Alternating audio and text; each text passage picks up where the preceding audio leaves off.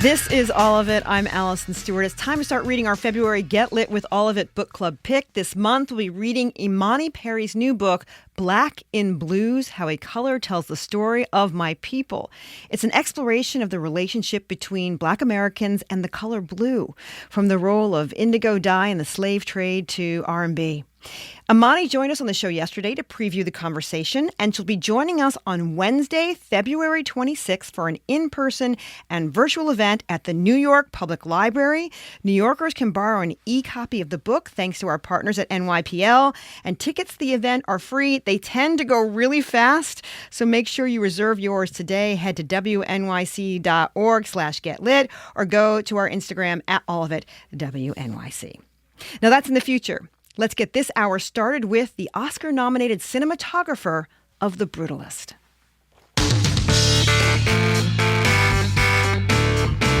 Part of the magic of the movie The Brutalist is in its ambition. That ambition is in the size and scope of the story. It follows Hungarian architect Laszlo Toth over the course of many years, the highs and the lows. But that ambition is also in the technology used to shoot the film, technology handled by my next guest. That's Oscar-nominated cinematographer Lol Crawley. Lol and director Brody used VistaVision on The Brutalist. The technology was invented in the 50s and used by filmmakers like Alfred Hitchcock before eventually falling out of use. The Brutalist is the first American film in more than 60 years to shoot with VistaVision to achieve these epic scenes. Lol worked with this technology to shoot in Italian marble quarries, rainy work sites, empty furniture stores. He is nominated for an Oscar for Best Cinematography for his work on the film. The Brutalist has been nominated for 10 Academy Awards, including Best Picture. Lol Crawley joins me now as part of our series, The Big Picture. That's when we speak to Oscar nominees who work behind the camera to create amazing films of 2024. Lol, welcome. Thank you, Alison. It's very nice to be here. Nice to meet you. Nice to meet you as well. This is your third movie with Brody. What makes him a good collaborator for you? Yes, exactly. My third film. Very proud to say. Yeah, Brady is from the very first time I worked with him, I realized what an assured filmmaker he is. He's incredibly assured, but also very pragmatic and sort of, as long as the themes of the scene within the scene come across, he's very a very strong collaborator. He's very happy to find different ways of achieving it. So he's not overly precious, and as he would say, he kind of moves the sand around in the sandbox, in order to sort of, put the budget where he feels it needs to be to tell the story. He's a fantastic collaborator to work with. It's a real honor. All right, we're going to talk VistaVision for a while. What was your reaction to learning that Brody wanted to shoot this film on VistaVision? I was incredibly excited. I mean, we've always shot 35 mil celluloid on the three films. Each film is a period film, obviously in different periods, and Vox Lux, the last film we made, was a more recent period. But we've always felt that film help to serve that purpose and tell that story, and we've always been interested in larger formats. And so when Brady invited me to shoot The Brutalist, he was very excited about the idea of VistaVision. And so I had worked with the VistaVision cameras as a camera assistant on a Star Wars movie a long time ago, 25 years ago, if not more. It could be that same camera that I loaded was the same camera that I shot. I don't know. There aren't that many of those cameras around. And also I think for a movie like this, the VistaVision camera system, even though it's still 35 mil, it essentially shoots horizontally like a stills camera would. So you end up with a larger negative area and subsequently a larger field of view to capture, as you said, the vistas and the and the architecture that Laszlo Toth creates. So I firmly believed from the very beginning that VistaVision was not an affectation or a gimmick, that it really earned its place with the Brutalist. What did it allow you to do creatively as a cinematographer? Yeah, so essentially, traditionally, if you were trying to photograph architecture, you'd work with a system called sort of swing and tilt or swing and shift lenses, which is Hmm. basically a way of not distorting the true lines of the architecture. Now, obviously, filming the institute and filming these architectural spaces, when we used VistaVision, because you have this wider field of view, it meant that you weren't forced onto a wider angle lens in order to photograph it, if that makes sense. So you can work on a longer lens, but still see far more of the space.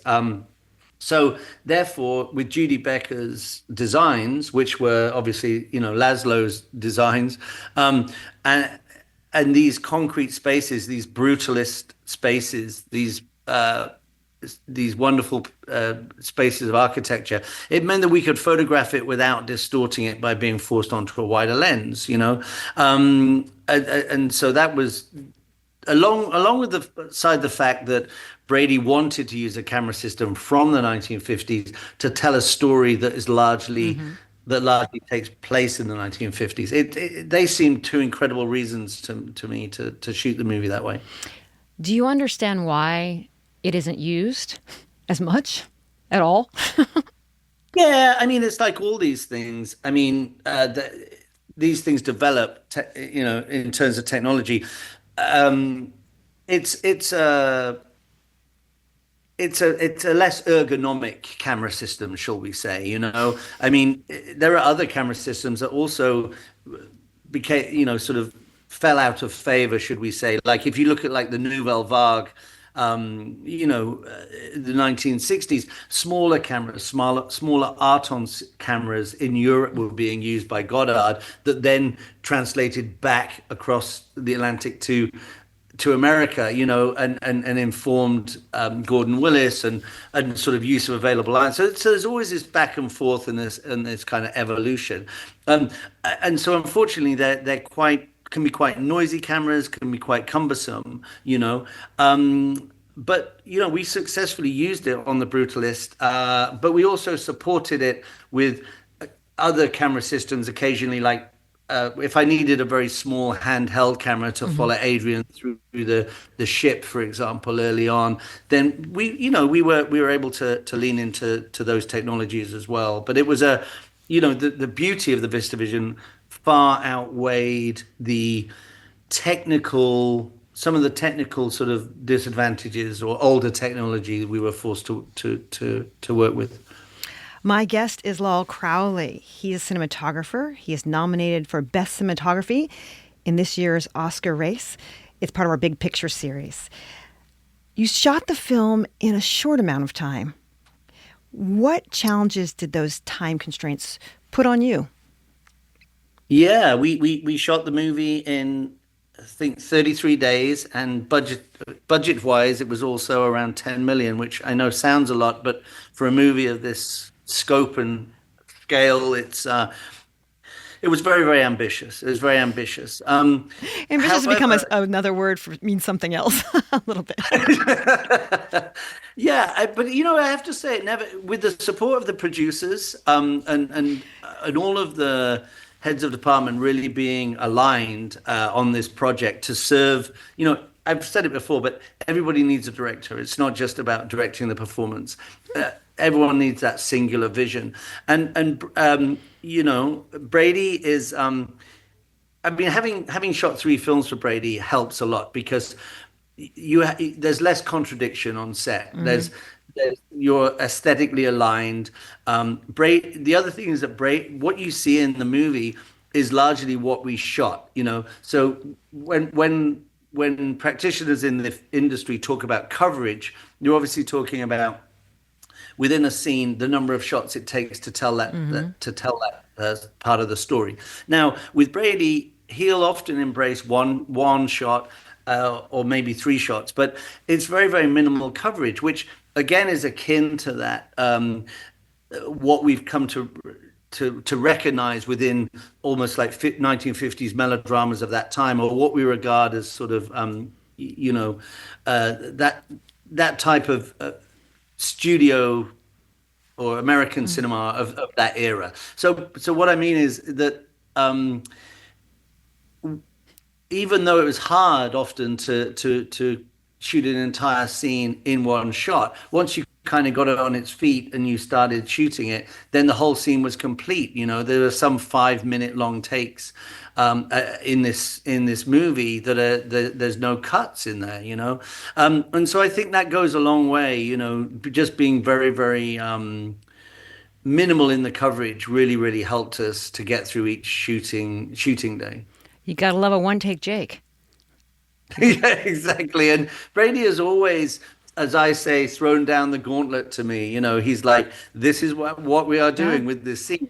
You know, sometimes, you know, with a collaborator, there's a back and forth and it evolves and goes somewhere else. Sometimes, you know, my job is to execute that, you know, that one intention and that one desire. And that's just fine. Like it's not, I'm not always there. You know, I certainly don't want to be there contradicting the director, you know, but a healthy back and Yeah. forth and a robust collaboration is very nice.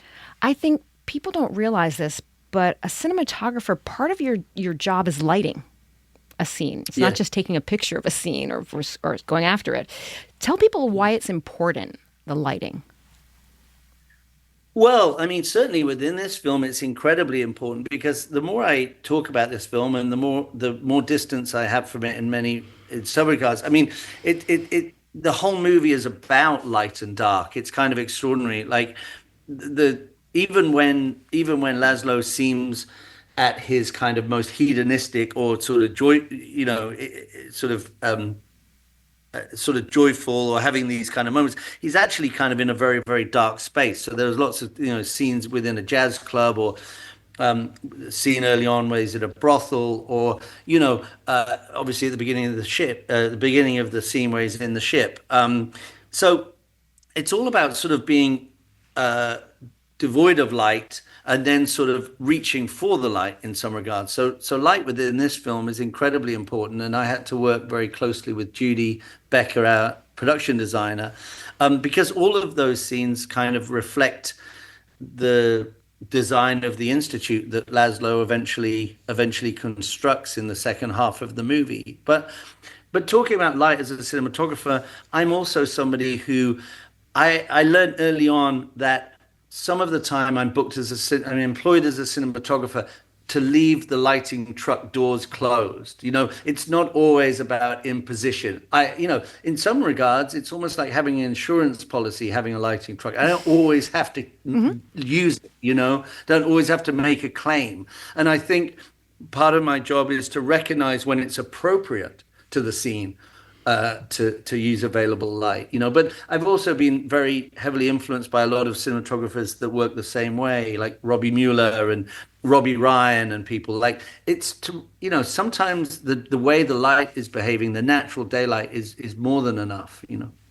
This might sound a little bit like a tangent, but I've heard you talk about the film, and it struck me that you might be someone who takes photographs. Do you?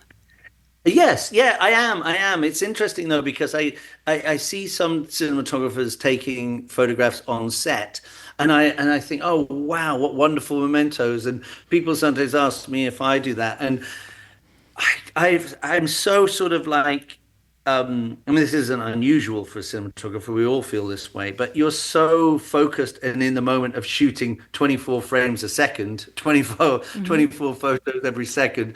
I sometimes worry that if I sort of enjoy the moment of stepping back and taking a photo, something will go awry. I need to sort of, if that makes sense, there's sort of two different headspaces for me. I enjoy taking photographs, but alongside the sort of responsibility and tension of shooting a scene, it's a little hard for me to do both. How did you get into this business? How are you a cinematographer? Was Yes, it's a good question. I mean, it was an evolution from art. I was in school. I loved art, and then art turned into photography, and photography to moving image, and then I went to study in the northeast of England in Newcastle filmmaking, and they at that time they had 16 mil for cinematography. And so I really did that, and then met some great people at university that I continued after we graduated, continued to shoot short films with, whilst also working in the industry. Because I realized that partly it's what you know, okay, so what you're taught at university or wherever you pick up that knowledge. The second thing is confidence. When you step onto a film set, you're invariably in somebody's way because everyone knows their position and craft, and you're always in the way. And it took me time, and it takes different people different time, and that's fine. But it took me a certain amount of time to have the authority, to have the confidence, to be able to know what I'm saying, and then the two kind of came together. I'm speaking with cinematographer Lol Crawley. His work on The Brutalist has earned him an Oscar nomination for Best Cinematography. We're speaking to him as part of our series, The Big Picture. Let's talk about the opening scene. Well, people have seen it on the poster. In the Statue of Liberty is upside down. I loved this scene in the movie. First of all, what did it look like on paper, and how did you transfer that to cinema? Yeah, well, I mean, again, it was a sort of evolution. I mean, it was definitely scripted in this way. I mean, the reality is, we all know that as if or all of us, but if you've been lucky enough to sort of see the Statue of Liberty from New York Harbor, you'll know it's a very specific thing. And so, if we had shot it in a way that had been a literal way, and a continuation of what is quite a literal scene, handheld, following Adrien Brody's character up to the deck of the ship. That literal continuation would have been slightly underwhelming, in the sense that you're seeing the statue upon a plinth, upon an island, and sure, of course, but it's not as arresting as I think what we ultimately came up with. And the idea also of this, I mean, I was talking about it last night, but it's interesting because if you, I know this seems like a strange reference, but if you look at Ghostbusters or Planet of the Apes, the thing about those and Brutalist, the thing is, those three movies, the strangest thing is the way that the Statue of Liberty has been sort of reinterpreted, and something is very much amiss when, I mean, I didn't grow up in America, and yet the Statue of Liberty represents such a firm thing, something that cannot be sort of like ripped out from its moorings and cannot be upturned and end up in a beach in California, or be untethered in the way that we did, but it's so I mean, it came, Brady sort of, the idea evolved, and then David Yanchko, our editor, sort of flipped and rotated the image, and so between us, we kind of had this idea. But what's interesting is that it's not a literal representation of what Laszlo would see, but it represents, I mean, people have different theories of it, but it could be seen to represent that to an immigrant. The solidity, the hope, the stoic liberty that she represents is not necessarily what will evolve for Laszlo. You told the Hollywood Reporter that one of the most difficult scenes for you to shoot was the scene where Van Buren is showing the group the property that he wants to turn into this community center that he wants Laszlo to design, and they're walking up this big hill, and it's well, people can't see my hands, but they're walking up a big hill. What was challenging about getting this scene right so that people could understand where they were and what was happening? Yeah, I mean well, I mean, there wasn't necessarily anything geographically disorientating for the viewer, but the tricky thing. So the scene that precedes it, basically, the light is fading, and we're in this winter time, So it's kind of in reality, it would be half an hour to 45 minutes of available light, between sunset and darkness, right? And then the group Van Buren just says he has an announcement and they all leave the house. And so there's this one shot of them crossing the bridge, which we shot actually as the light was fading, because if it's one shot, you can achieve that. It's very difficult to shoot a scene that follows in available light, because there's lots of shots to achieve it.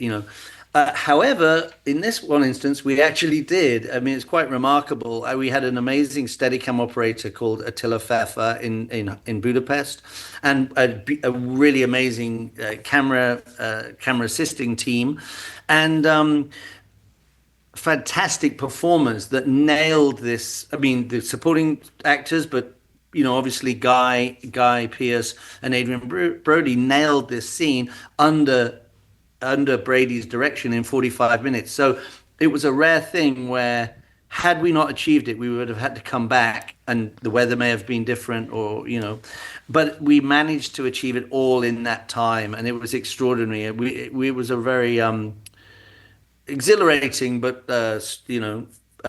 stressful scene to shoot.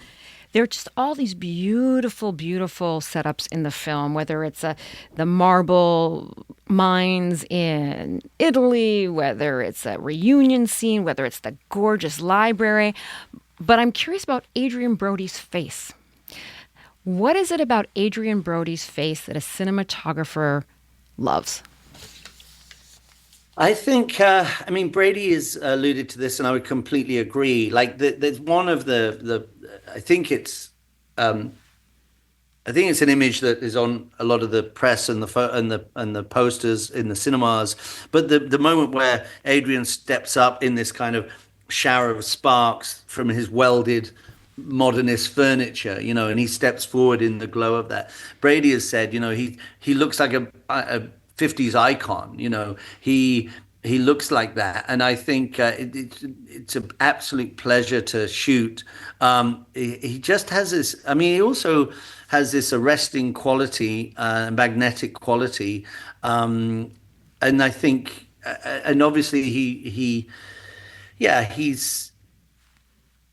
just feels like Laszlo Toth. I mean, it's funny. I can't divide the two now. I mean, even though Laszlo is a fictitious character, which is also quite remarkable, because it's such an incredibly well-rounded performance, and well-rounded piece of direction and writing from Brady and Mona.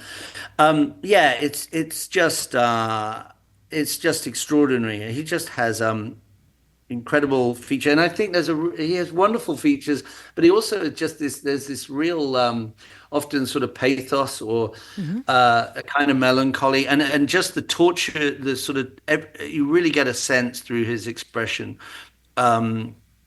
really what this character has been through. The film has been beloved by critics, beloved by audiences. It's 3+ hours with an intermission. What has it been like seeing a film like The Brutalist become such a success? It's been extraordinary. It's been so many things. I mean, the awards and the nominations are one thing in themselves, and of course they are wonderful to achieve. I've never experienced anything like this. But I really firmly hope that this film will be also an inspiration to other filmmakers that want to shoot on film, to other filmmakers that want to make a longer film, I hope it'll be easier for Brady on his next film. I think I'm really, really proud of that. That hopefully we love shooting film, and there have been times, as we all know, over the last sort of 15 years or so, that film has really, really had a tough time. And we've had wonderful filmmakers like Tarantino and Christopher Nolan and Paul Thomas Anderson, and Brady, who have all really, have really kind of tried to shoot film. And the way to keep film alive is to shoot film, right? Use it or lose it, as they say. So yeah, I hope that I mean, yes, the reception has been incredible, and I think I hope it makes the conversation a little easier about having a film of this length. And I think Brady has been unapologetic about just sort of really having embracing event cinema again. And guess what? People seem to be going and seeing it, so that's, that's good. My guest has been Lol Crawley. His work on The Brutalist has earned him an Oscar nomination for Best Cinematography. It was really nice meeting you. You too. Thank you so much, Alison. I appreciate it.